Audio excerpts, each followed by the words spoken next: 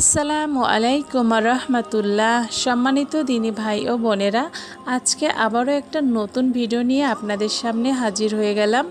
আজকের ভিডিওটি হচ্ছে দারিদ্রতা থেকে মুক্তির লাভের দোয়া, বা যে সকল ভাই ও বোনেরা দারিদ্রতা থেকে কোনোভাবেই রেহাই পাচ্ছেন না, অভাব কোনোভাবেই সংসার থেকে যাচ্ছে না, হতাশাগ্রস্ত হয়ে পড়ছেন, তাদের জন্য আজকের এই ভিডিওটি।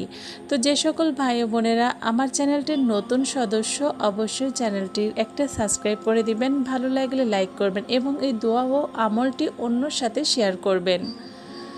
দোয়াটি খুবই ছোট্ট একটা দোয়া, আমি আপনাদের সুবিধার জন্য স্ক্রিনে দোয়াটি লিখে দিব, ওখান থেকে আপনারা দেখে বা পড়ে যে কোনোভাবেও পড়তে পারেন।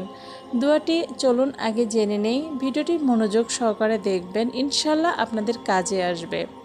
দোয়াটি হচ্ছে আল্লাহুম্মা ইন্নী আউযু বিকা মিনাল ফাকরি ওয়াল কিল্লাতি ওয়া জিল্লা। আমি আবারও বলছি, আল্লাহুম্মা ইন্নী আউযু বিকা মিনাল ফাকরি ওয়াল কিল্লাতি ওয়া জিল্লা। দোয়াটি খুবই ছোট, আপনারা কয়েকবার পড়লে আপনাদের মুখস্থ হয়ে যাবে, তখন আপনাদের আর দেখে পড়ার প্রয়োজন হবে না। তো দোয়াটি কখন পড়বেন এখন আমি সেটা বলে দিব। আপনারা ফজরের নামাজের পরে অথবা মাগরিবের নামাজের পরে এই দুই সময় পড়তে পারেন, কারণ এই দুই সময় পড়লে আপনাদের দোয়াটি আল্লাহর দরবারে খুব তাড়াতাড়ি কবুল হয়ে যাবে ইনশাআল্লাহ।